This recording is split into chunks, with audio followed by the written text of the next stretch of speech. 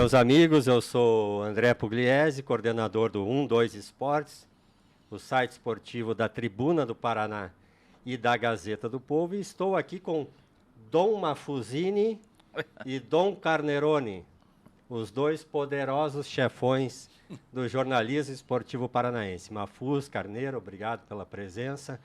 Eu quero só, antes da gente iniciar a nossa conversa, dizer que a gente está aqui no estúdio Cristal Podcast, a nossa produtora, que é parceira do 12 Esportes. Se você tem interesse em entrar no mundo do podcast, acesse o link que vai acompanhar a postagem, o QR Code que está na tela, e venha para a única produtora do sul do Brasil, dentro de um shopping, com toda a comodidade, segurança e com a melhor qualidade em equipamentos e serviços. Fale que é inscrito no 12 Esportes e você ganha um desconto especial para iniciar o seu projeto aqui com as melhores condições. Então, a gente também agradece essa parceria com o Cristal Podcast e vamos em frente, então, começar já o assunto. E hoje vamos começar pelo Coritiba. Carneiro, eu sei que é um assunto que talvez já faça parte do passado do Coritiba, mas acho que foi algo tão extraordinário, tão estrambólico, que eu acho que a gente vale comentar ainda o desfecho, né, o último capítulo da passagem do Antônio Carlos Zago pelo Coritiba. Coxa já está atrás de outro técnico. Mas você se lembra de um técnico ter esculhambado o elenco, assim como o Zago fez no Coxa, Carneiro? Não, lembrança propriamente eu não tenho, mas foi lamentável. Foi a primeira crise já da Tricorp, a empresa que está administrando o futebol do Coritiba, porque foi ela que indicou Antônio Zago, e ele não foi feliz. É evidente que ele ficou muito chocado com o resultado da partida, lá em Porto Alegre, os 5-1 mexeu, mas ele teria outras formas. Você não pode perder o ambiente do vestiário, como se diz na gíria do futebol. Você não pode perder a liderança, o contato, o diálogo com os seus subordinados. E, fatalmente, ele seria boicotado pelos jogadores, isso aí não tenha dúvida. Tanto que houve tanta consequência que não só ele foi dispensado, alguns membros da comissão técnica. Quer dizer, houve vamos dizer assim, em tão pouco tempo, né, uma reciclagem da nova empresa. E isso não é bom sinal, porque não começou bem. Mafuz, você escreveu uma coluna que teve muitos comentários, muita audiência, falando desse episódio do Antônio Carlos Zago. Eu queria que você comentasse também, e algo que ficou muito esquisito assim, foi também a participação do Arthur Moraes, né? De novo, alguém pode achar, mas isso já é passado, mas é um capítulo curioso e importante dessa nova administração do Coritiba, né? Mas não me surpreendeu o comportamento do Zago. Quando ele chegou, a nossa colega Monique, ela lembrou bem para mim. Eu fiz uma coluna, quantos dias irá durar Zago no Coritiba? Só Monique Silva, nossa editora do 12 Esportes. Quantos dias irá durar Zago no Coritiba? Por que eu fiz essa coluna? Eu conheço. É só ver o histórico dele como jogador, como treinador. Como jogador, foi um grande jogador, mas indisciplinado, antiético. E como treinador, e você não dissocia o caráter do homem do caráter do profissional. Não adianta. É único. E esse rapaz, assim, ele quis encenar, ele quis ser emotivo no momento em que agrediu os jogadores moralmente e de público. Ele quis encenar a síndrome do ator, representar um negócio que na vida pessoal ele não é. Ele é aquilo que mostrou ser, não ter nenhuma ética profissional. Então não me surpreendeu. Isso vem provar, aí eu entro e concordo com o Carneiro, de que a SAF Coritiba não sabe, não entende de bola. Já está provado que não entende de bola. O problema da SAF... Não tem... Deixa eu só terminar, Carneiro. não tem conhecimento para tratar eu não de bola. chegaria tanto. Mas eu chego a tanto. Eu acho o seguinte, essa questão da SAF... Mas por que você não chega a tanto? Não, porque há uma ilusão. Mas eles já erraram no primeiro técnico, Não, tudo Carneiro. bem, mas eu não vou tão fundamento assim. Ah, bom. Eu acho que eles têm capacidade de mostrar ainda melhor performance. Sim. Porque a SAF não está dando certo em vários clubes. Agora, venderam essa ideia, aí que tá, o brasileiro tem essa dificuldade, né, de entender as coisas, de perceber. Então, eles utilizam a ingenuidade do torcedor, que é o povo, para vender o peixe da SAF. E foi vendido. Só que a SAF não dá jogo e não dá título, porque tudo é gestão, tudo é competência. Aí o Mafuz tem toda a razão. Eles estão demonstrando que não têm habilidades na escolha dos personagens, etc. Tudo bem. Mas é apenas o primeiro passo e tem um contrato, parece que de 10 anos. Imagine o que vem pela frente, é muita coisa.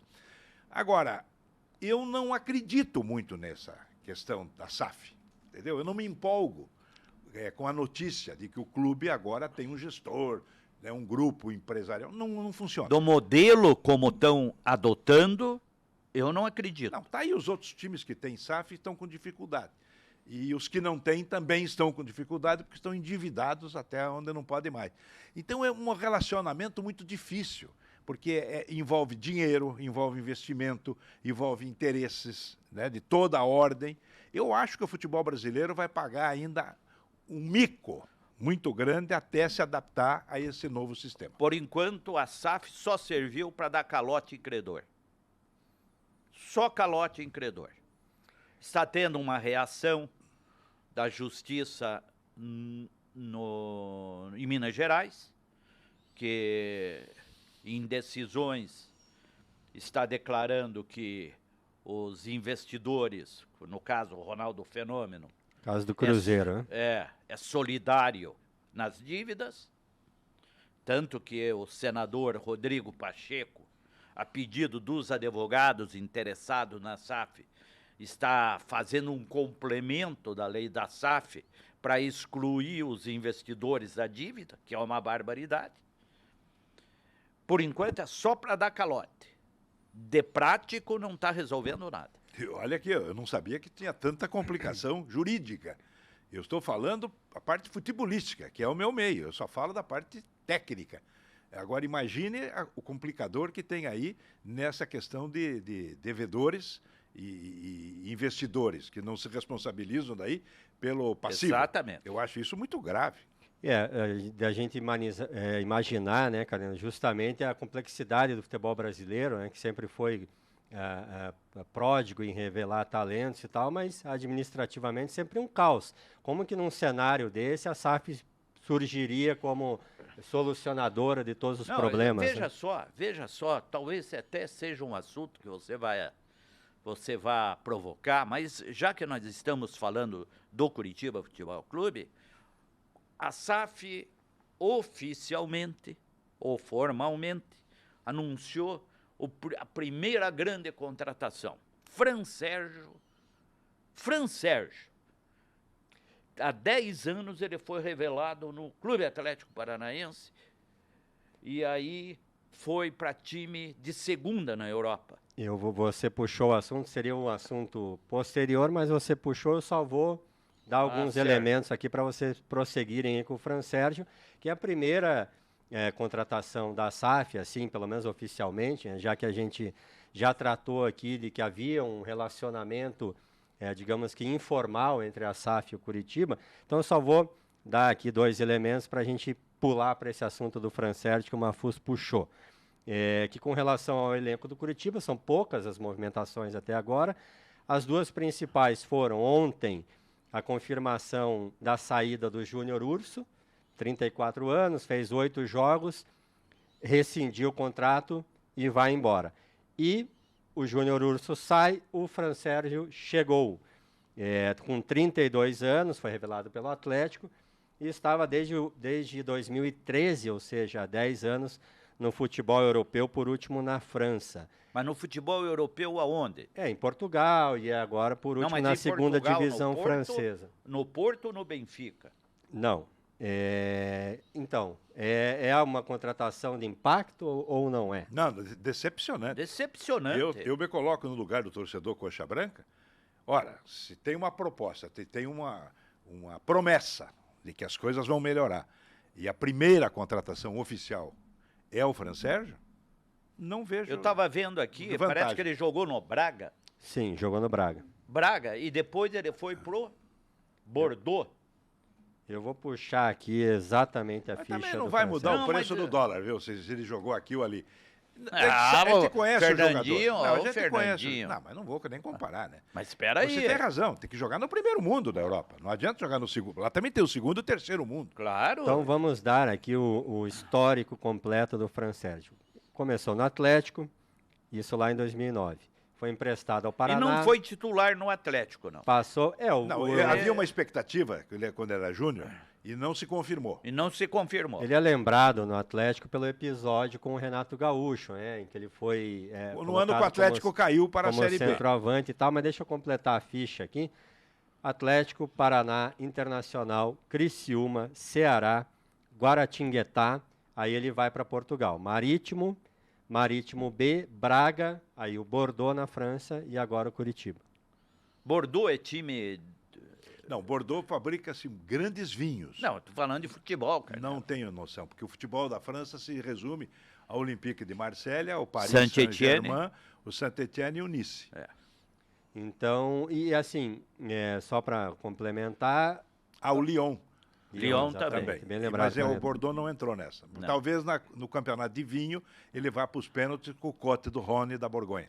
Aí eu não vou me meter nesse assunto aí, porque o Carneiro é especialista. Não sou não. Não? Eu um chute. Engana bem.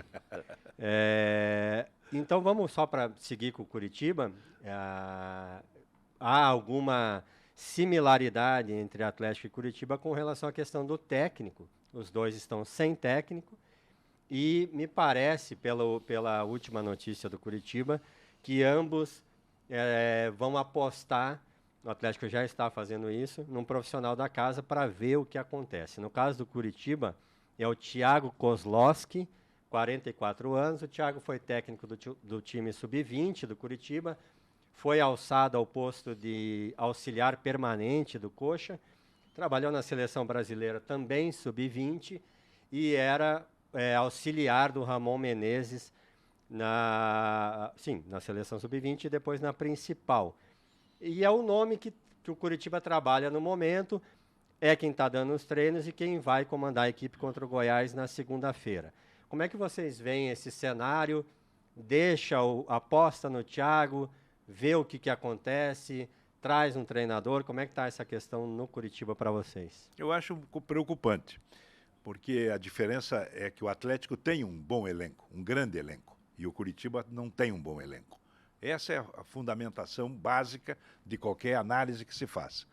Agora, o Wesley Carvalho, ele está se revelando um amigo dos jogadores, ele está se revelando um homem prático, ele tem ali o Paulo Miranda, tem outros assessores no grupo, que eu não sei exatamente o nome de todos da comissão técnica, e eu só vi o Paulo Miranda. Tem um rapaz de nome Luciano, quando ele era jogador, ele era chamado de Juca, eu fui buscar saber quem era, sobrinho do Carpegiani. É pessoas boas, vamos dizer assim. Eu conheço bem o Paulo Miranda, que é meu amigo pessoal, e foi um craque. Gente boa. Então eu estou muito tranquilo em relação a dar uma opinião, já dei, né? E o Wesley Carvalho vai bem no Atlético, né? Ele fez 3 partidas. Vamos falar dele mais daqui a pouco, Carneiro. Mas então não falo mais nada, porque o técnico do Curitiba eu não conheço, o time do Curitiba é fraco, eu não tenho mais nada a dizer. Você acha que deveria apostar num treinador Não mais acho nada. experiente? Não adianta. Vai trazer para dirigir esse elenco?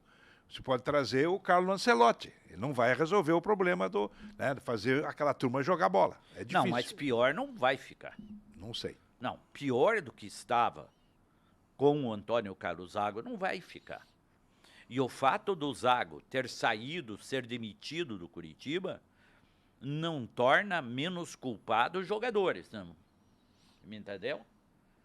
Os jogadores são os responsáveis também por essa campanha do Curitiba. Então, e vou mais, e vou além. Pelo menos nesse primeiro momento, a demissão do Antônio Carlos Zago aumenta a responsabilidade profissional, Não digo técnico, porque técnica não altera, mas profissional de todos os jogadores. Carneiro, o Roger Machado chegou a ser sondado, ou era um nome que o Curitiba trabalhava quando contratou o Antônio Carlos Zago. Você acha que poderia, eventualmente, Não, ser um é substituto? treinador de segundo escalão. Segundo escalão e que demora para acertar. O futebol brasileiro está numa crise porque as novas gerações de técnicos não funcionaram. Você pega aí, pinça, é difícil de achar. Nova geração que inclui o Roger, né? Sim, o Roger, e Jair Ventura, Eduardo Batista, e, enfim, tantos aí que surgiram e não confirmaram, né?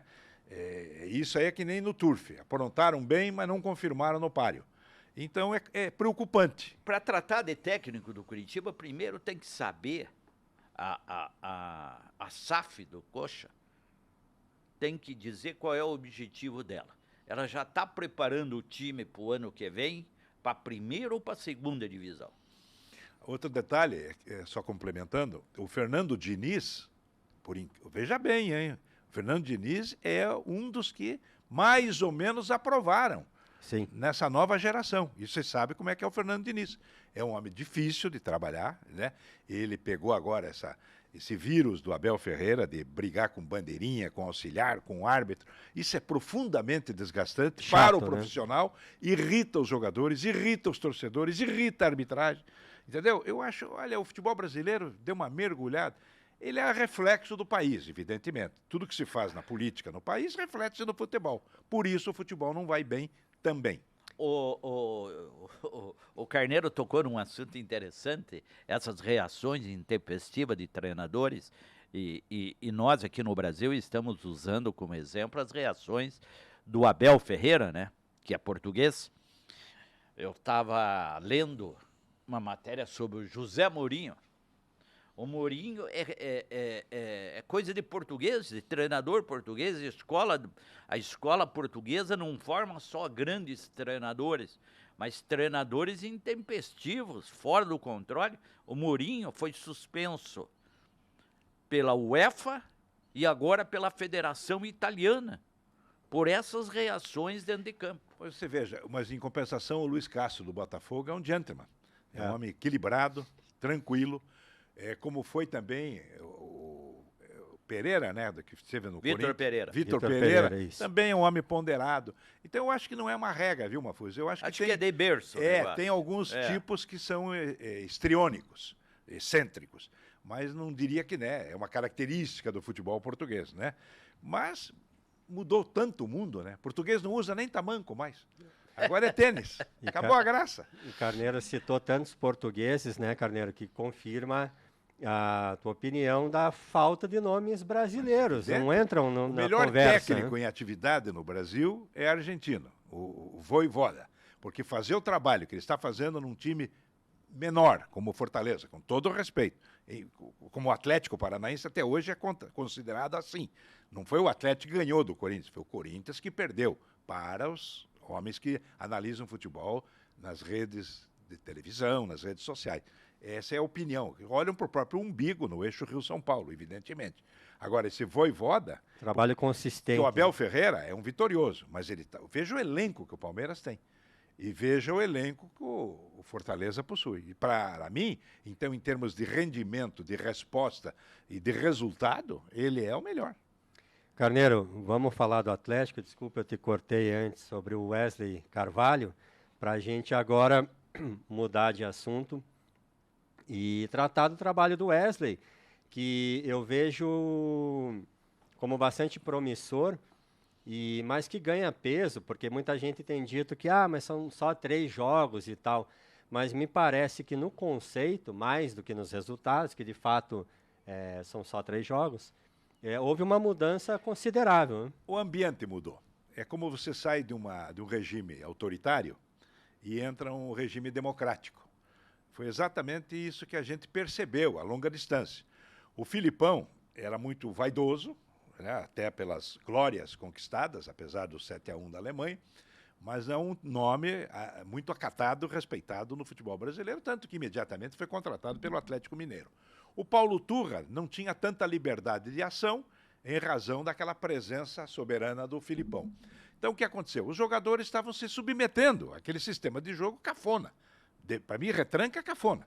Né? O Atlético foi eliminado da Copa do Brasil ano passado pelo Flamengo, porque jogou na retranca dentro da Arena da Baixada, coisa que não aconteceu em 99 anos de existência do Furacão. Nunca jogou na retranca, a não ser esta vez, na sua história. Pois bem, agora entra o Wesley Carvalho, uma pessoa dócil, simpática. Chamou o Fernandinho, chamou o Thiago Heleno, os líderes do grupo, mais alguns, evidente, o Atlético tem jogadores muito experientes, né? E o que aconteceu? O Vitor Bueno está voando, o Christian está voando, a jogada que eu reclamava, pedia, implorava para que se criasse, para tirar o máximo, extrair todo o potencial do Vitor Roque, começaram a surgir. O Vitor Roque marcou 4 gols. Né? O que é isso? É trabalho competente, é a alegria de jogar futebol. Então o Atlético saiu, né, do zero ao infinito. Tudo pode acontecer de bom com o Wesley Carvalho no Furacão. Mafuz, Eu sou dessa opinião. você escreveu a coluna O Atlético que ri. Você apostaria na sequência Ótimo título. do Wesley Carvalho? Eu apostaria, mesmo porque não tem outra alternativa imediata. Não tem. O mercado está muito... Dentro do contexto que foi analisado o Carneiro, do fracasso da nova geração de treinadores, não existe. Não existe ninguém disponível. Né? Quando fala em disponibilidade de treinador, a primeira coisa que vem na memória do treinador é Cuca. Mas o Cuca tem que resolver a vida dele primeiro, se é que ele precisa resolver. É ele que tem que fazer uma avaliação se deve ou não voltar. Depois Enquanto ele não falou fizer... no Rogério Ceni Não, também. isso é tudo perda de tempo e em nenhum momento o Atlético cogitou. Não, nenhum momento o Atlético cogitou. Custam Agora, análise se o Wesley Carvalho, na sequência, deve ser o treinador do Atlético, esse mês de julho, até vai abrir a janela. A partir da abertura da janela, vai ter uma revolução no futebol. E no Atlético, o Atlético tem propostas, se não oficiais, mas sondagens. Oficiais do Bento e do Vitor Roque. Mas pelo Pedro Henrique, sondagens, está aí, empresários do Pedro Henrique estão na cidade, que, aliás, deveria o Atlético negociar, urgente. Bye. Eric, que está jogando uma barbaridade. Cresceu o Eric. É fantástico, né? Exatamente. Compensação, o Canóbio não consegue engatar, né? O perna esquerda ele do Canóbio é perdeu de terrível. gol nesse último então, jogo. veja bem, vai depender muito também, e tem que se considerar este fator que vai surgir agora. Você está abordando a janela, né? Janela. Mas também o mercado não está muito recheado de opções. Por isso que, voltando um pouco ao Curitiba, eles vão encontrar dificuldade para encontrar bons jogadores. Sim. E o mercado sul-americano tampouco, porque os europeus, as Arábia da vida, estão em cima também. Mas agora vamos, voltando ao Curitiba, nós estamos falando de mercado, e aí envolvem os clubes, todos os clubes. Do Curitiba tem um detalhe, uma agravante. O Curitiba, ele, para contratar, ele tem que sensibilizar um jogador de vir para um time que está disputando o rebaixamento. É um octogonal já, né? Já. E isso 4 influi. vão escapar e 4 vão cair. Sim. E isso influi. E o Atlético, neste momento, você não vê que o Atlético está interessado nesse ou naquele jogador. Se está em sigilo. Mas eu acho que o Atlético deveria estar, Mafuz. Pois é, mas... Porque se vender o Vitor Roque, agora, imediatamente, o Atlético precisa de um centroavante de categoria. Quando ele vendeu o Pablo, veio o Marco Ruben.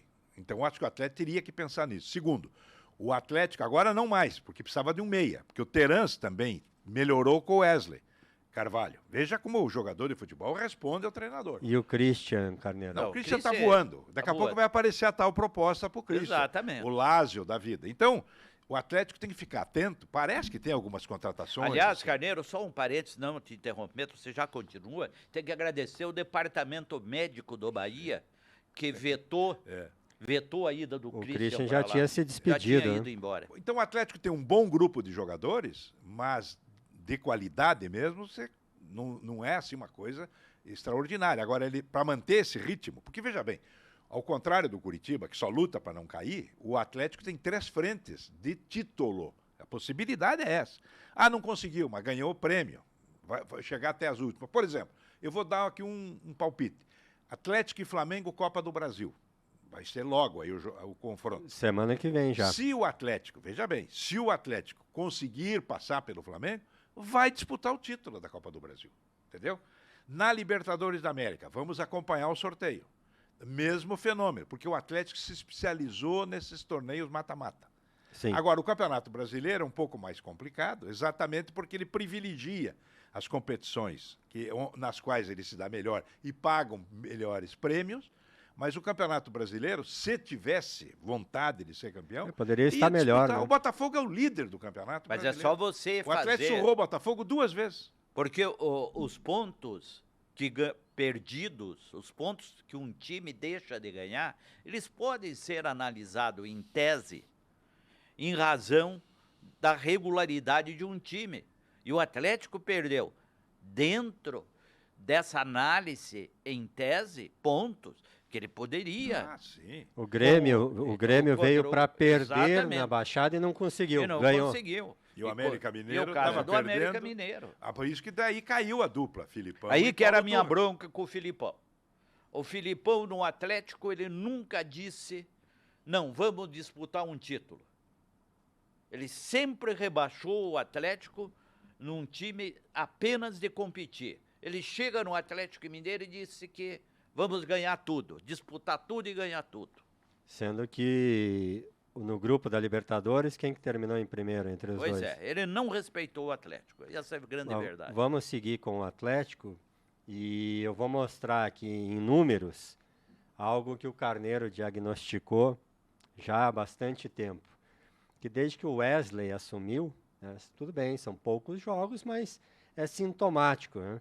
O Vitor Roque passou a finalizar o dobro do que ele finalizava. Quantas vezes eu escrevi É. no site da Gazeta e da Tribuna e quantas vezes nós falamos aqui que precisava criar uma situação para explorar o Vitor Roque. O que fez o Atlético nas últimas partidas? Jogou tudo em cima do Vitor Roque. E o que aconteceu? Ele respondeu com gols. E, ao mesmo tempo, cresceram aqueles que se aproximaram da grande área. Kelvin. Porque não tinham essa liberdade, nem os alas e nem os meias. Porque o Atlético era um time Exatamente. defensivo. Botava Era um o Vitor time Roque para ficar jogava correndo. futebol cafona. Correndo atrás de zagueiro, correndo Gostei atrás desse de termo. lateral. Ó, futebol cafona. Eu concordo. Não é mais uma coisa ultrapassada. não é mais ultrapassada, não é mais amarelada. A retranca, para mim, é cafona. E o Filipão tem a cara da retranca. E é uma pena, né, Carneiro, porque, de fato, o Vitor Roque pode estar aí com os dias contados e parte da lembrança do Vitor Roque vai ser esse período em que ele foi... Não, é evidente que tem o Pablo, né? Está retornando, que é um centroavante, sem dúvida. Mas o Atlético, dentro da sua visão estratégica, que é fantástica, né?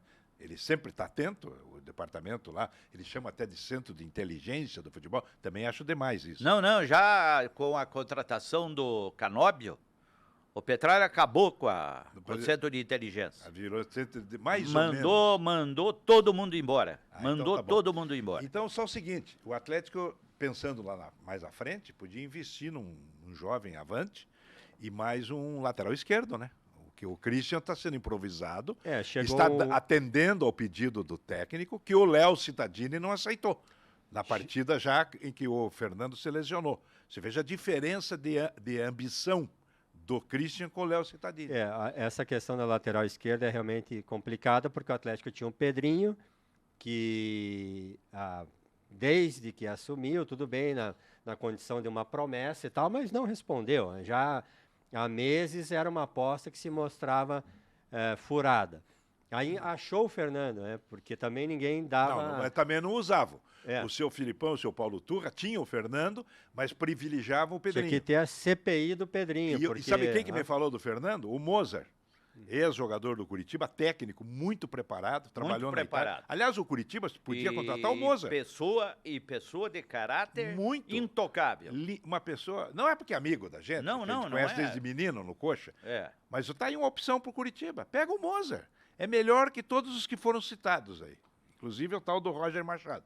Agora, o Mozart me falou, lá atrás, 45 dias, 2 meses atrás, disse, pô, por que não usam o Fernando? Foi jogador dele.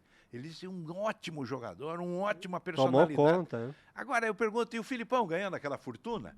E, então ele não tem essa sensibilidade? É só fazer pose no Lelis É lá? porque a diferença, não dá, Carneiro, a gente sempre é importante destacar esse tipo de situação nos debates e tal, porque uma coisa é uma questão de opinião. Ah, eu prefiro esse, prefiro aquilo e tal. Mas há situações em que a diferença é tão grande que deixa de ser uma questão de opinião, né? Porque o Fernando entrou e simplesmente resolveu todos os Mas sabe qual é a problemas. impressão que passa? Que é uma ordem superior. Vamos jogar esse aí, Pedrinho. Porque nós queremos vender o Pedrinho, por hipótese. Eu não acredito nisso, mas é o que dava a entender. Ô, Carneiro, se você me falasse antes do Filipão se existia sugestão superior para escalar um ou outro jogador com objetivo de negócio, eu até iria acreditar. Mas com o Filipão não dava bola para ninguém. Mas então ele é incompetente mesmo. É incompetente. É incompetente mesmo. Eu levantei a questão do Fernando porque o Atlético contratou um lateral esquerdo, Esquivel, ou Esquivel, não sei como é que fala, argentino, que é a aposta para essa substituição. Vai poder jogar a partir do momento Mas esse menino Cauê, Mas também, né, esse menino Cauê, que foi usado contra o São Paulo e demonstrou ter atributos assim aparentes, na sequência a gente não pode afirmar que será uma opção confiável, não dá. Mas esse argentino dizem que está treinando bem. De qualquer maneira, a opção de imediata do Atlético tem que ser, se for para mercado, tem que ser o lateral esquerdo. Vamos prosseguir aqui com o Atlético com relação ao Fernandinho, que completou 1 ano, né, do seu retorno ao clube. O Fernandinho está com 38 anos, tem contrato até o final da temporada. Eu acredito que como foi fácil em termos, nada é fácil no futebol, mas como houve o acerto para ele retornar, imagino que vai haver também para ele prosseguir. Eu queria, Carneiro, que você iniciasse uma avaliação desse retorno do Fernandinho, 1 ano já de volta ao clube, qual que é a contribuição que ele dá, o que você enxerga aí do Fernandinho, Carneiro? É uma coisa muito óbvia, né? É um super jogador, uma revelação do Atlético, jogador que brilhou intensamente. A homenagem que ele recebeu lá em Istambul do Guardiola, né? E ele foi recepcionado calorosamente pelos ex-companheiros do Manchester City. Ele deixou uma marca profunda no clube inglês e está aí mostrando tudo. Ele não é só um jogador excepcional, ele é um líder. O Fernandinho tem tudo para ser treinador. Acho que ele não sai mais dali do CT do Atlético. Ele deve jogar mais 1 ano, 2, não sei, é questão física. O Júnior, lateral esquerdo do Flamengo, jogou até os 40. Cerezo passou dos 40. Se o Fernandinho quiser, ele joga até 40, 41, não importa. Mas ele está com o caminho já indicado. Tanto que ele tem conversado com o Wesley Carvalho direto. Né? O que é isso? É troca de opinião, respeito mútuo. Isso é muito bom, é muito bom. Agora, o Fernandinho é uma figura extraordinária, né? Como jogador, como homem, como pai, como personalidade. Eu sou fã irrestrito de jogador com essa característica. Ele é grande por inteiro. Eu só ia acrescentar, Manfus, para você fazer a tua análise, que dizem que ele talvez tenha mais planos de atuar como um gestor e tal, sim, técnico. De repente ele recebe um convite da própria Europa, do Manchester City, para fazer estágio, essas coisas. Sim. Aí vai embora, mas tudo bem. Mas se ele quiser continuar jogando, eu acho que, aí a sua indagação, né? Ele pode jogar. Se ele continuar jogando assim mais 1 ano, mole, tranquilo. Mais 1 ano ele vai jogar. Ele deve renovar o contrato com o Atlético. É uma questão pessoal entre ele e o presidente do Atlético, o Mário Celso Petralho. Não é nem entre ele e o Atlético, é entre o Fernandinho e o Atlético Paranaense. e para os padrões brasileiros, em que o Gabigol ganha 2 milhões, aquela turma do Flamengo tem uma média de 1 milhão e pouco por mês, ele até não ganha um salário que atrapalhe a vida do Clube Atlético Paranaense. Ele deve continuar e ele já falou, ele quer ir para a parte administrativa do clube. Houve uma mudança no futebol em relação ao comportamento dos jogadores. Alguns ainda mantêm esse negócio de jogador malandrinho, jogador boleiro, vamos dizer assim. Está acabando. No Atlético Paranaense, eu presenciei isso, porque antigamente a gente viajava com os times, via tudo, acompanhava tudo. Hoje, há mais de 10 anos que eu me afastei quando eu parei de transmitir jogos de futebol pelo rádio. Mas eu tive a oportunidade de encontrá-los no restaurante em Curitiba, já há algum tempo. 7 ou 8 jogadores do Atlético, segunda-feira, dia de folga, confraternizando uma vitória. Então estava Pablo, Fernandinho, Hugo Moura, enfim, não vou lembrar todos. Os titulares, todos resolvidos já mais ou menos financeiramente, todos com cabeça muito boa, consciência profissional e educados, entendeu? Tanto que eu me aproximei para cumprimentá-los. O Fernandinho foi o primeiro a me chamar pelo nome já. Eu não vi o Fernandinho há quantos anos, né? Então eu acho isso muito importante. Carneiro, Fernandinho mesmo disse, eu me apoio no relato do colega e amigo Robson De Lázari, que conversou com o Fernandinho na zona mista, depois do jogo do Alianza, que o Fernandinho diz, para desespero aí da torcida do Atlético, que se ele fosse o Bento e o Vitor Roque, ele se mandava para a Europa rapidinho, porque ele vê lá um ambiente claro, muito aí a realização profissional. pessoal, né? A realização, ele teve essa experiência, né? Aí não se Ele discute. teve essa experiência. E como é que diz o outro? O cavalo não passa. Exatamente. Encilhado duas vezes na vida. Exatamente. Você tem que aproveitar. Eu não censuro o Fernandinho, ele deve aconselhar, deve ter aconselhado os dois. Os dois devem ter ido perguntar para ele deve ter aconselhado. E mesmo porque, essa é uma opinião também da diretoria do Atlético. A diretoria do Atlético, o Mário Celso Petralha, ele nunca recusou a venda de um jogador. Ele recusa a proposta. Agora se veja ele negocia a proposta. É tão bom no Atlético que o Renan Lodi quer voltar.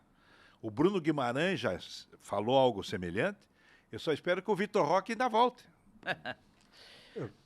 Só para concluir a questão Fernandinho, a gente está falando aí, né? O Carneiro exaltou a passagem dele pelo Manchester City. Carneiro, você que gosta de, né, especialista em cinema, eu queria que você imaginasse a cena do Fernandinho, que trabalhou tanto tempo com o Guardiola, ouvindo as instruções do Felipão e do Paulo Turra. Aí tem que tomar engove, senão não aguenta. Mas vamos então passar para um assunto difícil de digerir também, Carneiro, que é o Paraná Clube. O Paraná Clube encerrou a sua participação na divisão de acesso do estadual, sem conseguir se classificar entre os 4 para, né, tentar uma vaga na elite do futebol paranaense. E vai ficar aí 10 meses sem atividade. E se tudo der certo, o Paraná Clube vai ter pode voltar ao cenário nacional em 2026, eventualmente para uma Copa do Brasil ou Série D. O que nós podemos, a gente que não tratou muito do Paraná Clube ainda, o que a gente pode falar do Paraná Clube? A gente nunca tratou do Paraná Clube. Eu preferia não tratar do Paraná Clube, porque provoca aumenta o trauma na torcida do Paraná, que está ouvindo, que está vendo. Aumenta. O presidente Rubão, que me desculpe, mas ele faria um favor, se ele gostasse mesmo do Paraná, ele renunciava. Mas eu tenho uma posição sobre o Paraná. Primeiro porque hoje tem que ser tratado como um clube amador de maior torcida do Brasil. O clube amador de maior torcida do Brasil. Hoje, o Trieste de Santa Felicidade é maior que o Paraná. O Patriota, no o aspecto... Andraus, Não, mas esses estão já mais organizados Mas no esses já futebol. são profissionais. Pois é, mas estão melhores Mas que o eles são Paraná. profissionais. Eu estou dizendo o amador. Eu entendi o ponto de vista. Exatamente. O Trieste é maior hoje que o Paraná. O Paraná só supera o time de Santa Felicidade em razão da torcida. Então, eu não estou vendo a curto, a médio prazo ou a longo prazo uma solução do Paraná. O Paraná Carneiro, Clube... deixa eu só... Quero te chamar porque o Carneiro é uma autoridade em Paraná Clube, porque escreveu um livro sobre o tricolor, O Voo Certo, lançado lá em 1996, quando o Paraná era talvez a grande sensação do futebol Mas acabaram brasileiro, com acabaram 5 com o livro do títulos Carneiro, estaduais, mais nacional da Série B. O que aconteceu, Acabaram com Carneiro? o livro do Carneiro. De um tempo para cá, acabaram com o livro do Carneiro. O título é O Voo Certo. O Voo Certo. Eles abateram a gralha exatamente. no voo. Eles destruíram o Paraná. O Paraná, para voltar a ser alguma coisa, primeiro tem que mudar como é que se diz, os estatutos do clube. Muito conselho. Muito conselho, muito palpiteiro, muito amadorismo. O Mafuz tem toda a razão. É mais para ser um clube social só, de escola de samba, algo semelhante, do que futebol. Começa por aí. Segundo, incompetência generalizada e pessoas que se beneficiaram maliciosamente do clube. Destruíram econômica e financeiramente o clube. Não é fácil o futuro do Paraná, questão patrimonial ainda muito pendente. O Paraná, para arrumar um parceiro, no caso da SAF, vai ser difícil, porque é muito dinheiro para pagar, sanear todas as dívidas, resolver todos os problemas, sem nenhum calendário. É isso que eu ia falar, né, Carneiro? É um time de futebol que, no momento, praticamente não existe. Né? Não existe. É muito mais... Por exemplo, se eu sou um incorporador, se eu sou um investidor, para mim seria muito melhor, como diz, eu investir no Trieste, no Operário de Ponta Grossa. Exatamente. Que é um clube viável, tem calendário. O São Josoense. Esses clubes existem, eles estão vivos. O Paraná Clube não. Então é muito traumático para mim, pessoalmente, porque eu adoro a torcida do Paraná. Eu fiz cobertura do Ferroviário, como repórter setorista no bicampeonato 1965-1966, que foi o apogeu e o fim do Ferroviário, o Boca. Então, para mim, isso é muito chocante, sabe? E eu vi o Água Verde virar Pinheiros. Uma coisa extraordinária. O trabalho que aqueles homens realizaram também foi tudo para a vala comum. Então, é um desperdício de energia, de história, de dinheiro, de patrimônio, que chega a ser chocante. Mafuz, nós não vamos falar de seleção brasileira hoje, que acho que é uma boa notícia. Mas, eu até combinei com o Carneiro antes, eu queria falar sobre o Neymar um pouco. Quem que ele traiu agora? Então, porque o Neymar, me parece que ele entrou já numa fase mais de celebridade do que jogador de futebol. E péssima celebridade. Eu vou só dar o histórico recente aqui do Neymar para que vocês falem um pouco. É claro que é um jogador ainda em atividade, 31 anos, possivelmente vai disputar mais uma Copa do Mundo, então é complicado você sacramentar qualquer coisa antes dele encerrar a carreira. Agora, nos últimos dias aí, o Neymar foi notícia ao pedir desculpas aí para Bianca... a companheira dele. Isso, Bianca Biancardi, que está grávida do jogador, após aí rumores de uma traição. Aí o pai do Neymar, o Neymar pai, também conhecido como Neymar pai, recebeu voz de prisão no caso da mansão do jogador lá em Mangaratiba. E, por fim, o Neymar soltou uma pérola que eu considero sensacional. Ele disse que futebol não é individual. Se fosse individual, com certeza ele já teria alcançado tudo na carreira dele. Então, o que a gente pode falar do Neymar? Já era o Neymar, Carneiro? Olha, o Neymar, se é esse o raciocínio dele, ele devia jogar ping-pong, tênis, aí é um esporte individual. O Neymar e o Ganso eu dei baixa há muito tempo, quando eles estavam surgindo no auge com a grosseria que eles fizeram com o Dorival Júnior quando era técnico do Santos, numa final de Campeonato Paulista. Até aquele senhor que foi técnico do Curitiba e René Simões fez uma declaração. Foi quando exatamente se confirmou, né, Mafuz? Confirmou. Sim, tudo que ele falou. Então, vocês estão criando um diabo. Acho que era um monstro, né? Olha, então eu não vou perder tempo de falar do Neymar. Não é dos meus preferidos. Eu também. Jogador tecnicamente bem dotado, mas que não confirmou nenhuma Copa do Mundo. né? Não brilha, não levou o Paris Saint-Germain a lugar nenhum, porque ganhar o campeonato francês, né? Daí, é que nem ganhar o campeonato estadual no Brasil. Então não foram, nem ele, nem o Messi, nem o Mbappé. Nenhum deles confirmou a expectativa da torcida parisiense, que eu conheço, né? Lá, eu vivi jogos do Paris Saint-Germain, que joga no Parque dos Príncipes, né? Que era o primeiro grande estádio de Paris, depois que veio o Stade de France. E a torcida está decepcionada. O Messi foi convidado a se retirar. E agora eles parecem que estão vendendo o Mbappé para o Real Madrid. Por quê? Tem que reciclar. E o Neymar é um fracasso, né? Quantas Copas ele disputou? 3? 2014, 2018 e fracassou 20... nas 3. No clube lá, agora ele ganhou no Barcelona, mas no Barcelona, no auge de toda aquela turma. Tá junto com o Messi e com o Suárez. Né? E com o meio de campo, né? Xavi e aquele outro. Iniesta. O que a gente jogava, uma barbaridade. Então, vamos passar essa matéria. Eu prefiro passar. Eu prefiro também. Eu não vou falar nunca mais de seleção brasileira aqui. Não dá para seleção falar brasileira, mais. sim. Neymar, não. Não, mas da Neymar e nem da seleção brasileira associada ao Neymar. Porque a partir do momento que você projeta o Neymar para uma nova Copa do Mundo, que eu também, em tese, eu acho que virou a página. Já estamos mais em torno de Vinícius, Rodrigo, Vinícius Júnior, Vitor Roque. Vitor Roque. Nós temos que partir para esse tipo de valores.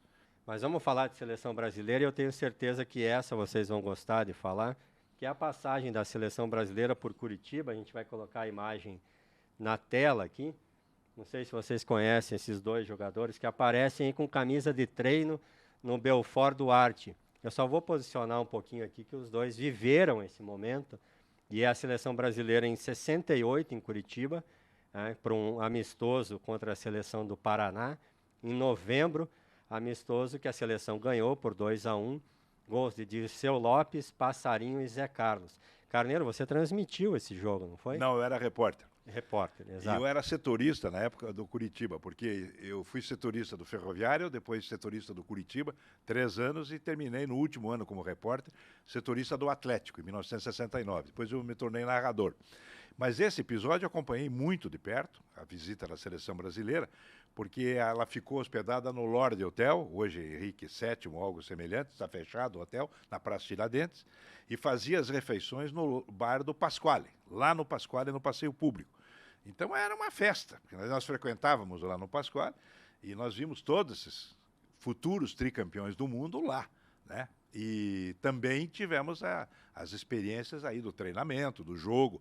O Nilo, que era do Curitiba e sagrou-se muito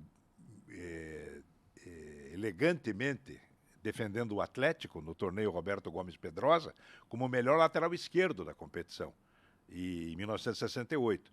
E ele jogou pela seleção brasileira. Foi uma festa maravilhosa. E então foi muito bonito tudo isso e um jogo marcante. A única coisa curiosa da época é que a seleção tinha 4 treinadores. E não estava esperando o Ancelotti, mas já faziam bobagem. Mas um momento que se assemelha até com essa indefinição da seleção, né, Carneiro? A seleção afundou, né? Com a perda da Copa do Mundo em 1966 na Inglaterra, havia expectativa do Tri, né? Mas também errou, porque inventaram, né? E daí quando se inventa, paga a conta, né? Erraram na escolha do treinador, que já estava superado, né? O Fiola. E daí também os jogadores não responderam às expectativas. Insistiram muito com os veteranos que ainda jogavam, bicampeões do mundo, que não deram o mesmo resultado. E daí a seleção ficou à deriva. E daí inventaram a tal de COSENA, Comissão de Seleção Nacional, o selecionador nacional. E foi uma palhaçada, porque eram 4 membros. A Aimoré Moreira, que tinha sido técnico bicampeão, o Oswaldo Brandão, que já estava se destacando na academia do Palmeiras, o Zagallo, que já estava crescendo no Botafogo como treinador, dos juvenis, ele no Botafogo e o Telê no Fluminense, quando pararam de jogar, e o Evaristo Macedo, que estava começando como treinador.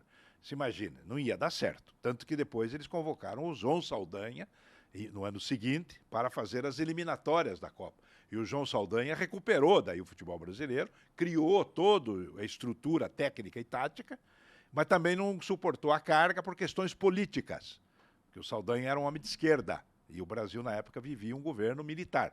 E também se desgastou o Saldanha porque falava um pouco além do normal. E foi meu amigo também, pessoa que eu sempre respeitei, até veio a Curitiba para salvar a saúde, a vida do Saldanha.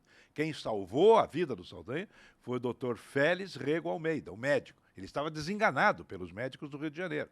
Aí o Anfrísio Siqueira, conselheiro do Atlético Paranaense, presidente da Boca Maldita e amigo do Saldanha, trouxe o Saldanha na Santa Casa de Misericórdia, ali na Praça Rui Barbosa, e ali salvou-se o João Saimeto. Então essa é a história rápida da seleção brasileira na época. Ninguém conta a história melhor do que o Carneiro. Não, mas né? É que ele viveu tudo. Esse, por exemplo, essa ocasião eu estava começando em rádio. Então eu não trabalhei nesse jogo, eu apenas assisti esse jogo, mas eu era foca de rádio. Eu como repórter da Rádio Guaracá, eu era repórter das partidas preliminares que as rádios transmitiam antigamente. Sim, eu ensaiei para ser narrador, radiando preliminar, 5 anos. O primeiro jogador, por exemplo, que eu entrevistei na minha vida foi o Cláudio Marques, num Curitiba Metropol de aspirante na Vila Capanema. E você já Então eu era apenas um assistente desse jogo. Mas já tumultuava nessa época ou só depois? Não, eu nunca tumultuei. Será que não, Apenas Carneiro? eu fui sempre sincero. Tá certo. Bom, então com essa bela história, a gente não falou de Pelé e Gerson aí aparecendo. Por quê? precisa.